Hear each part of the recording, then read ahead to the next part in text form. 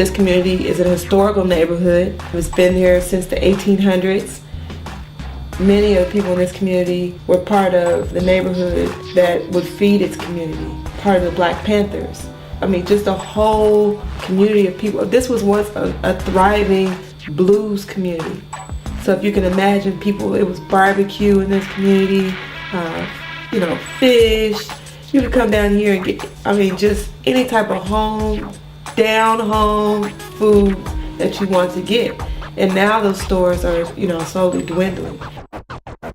But Oakland during the 50s and 60s was a mecca for Black people simply because of the jobs. People moved here in the 40s from the South because of the war effort and the factories that existed in the Bay Area for people to move to. And those factories ended up producing other things afterward. They quickly were shut down. It left a large section of the working class, mainly Black people in the Bay Area, having to find other forms of income. There hasn't been any big production jobs for Black people in Oakland for a good 40 years when plants started closing down and being moved to Mexico for cheaper labor. It used to be that since they did have some industry in Oakland, they needed Black people to be close to the factories and things like that.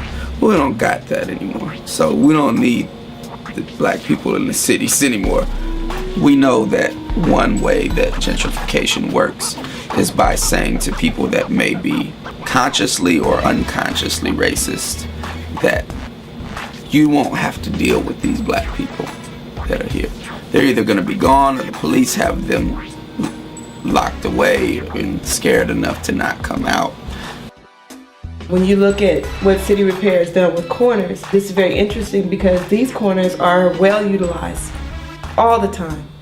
And there's a sense that the corner is a place for show time, so to say. It's a place for fashion. It's a place for conversation. But it's never really a comfortable place because you can have enforcement coming at any time.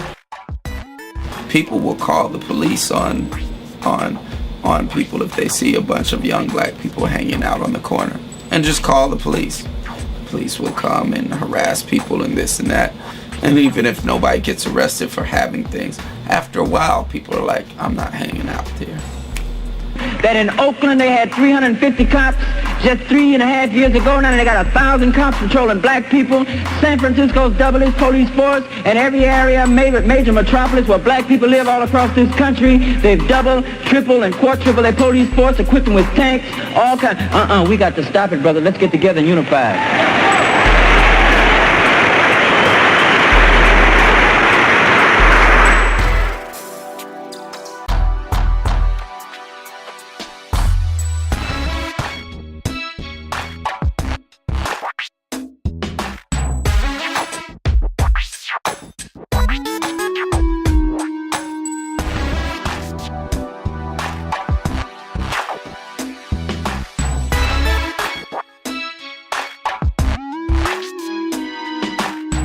The first thing I thought was, seriously, it's like a new revolution. I thought of communities becoming involved in something that they hadn't ordinarily become involved in before. It seemed like a movement that this community had seen before, but in a different sense. It meant that there was more connectivity between each other. There was more communication. And the idea is that some people will move in and integrate into Black neighborhoods that really want to be part of the community. But the way to fight this taking over of a neighborhood is to make art and make things where the neighborhood can congregate more. And that if you're going to come, you're going to end up having to be part of the community.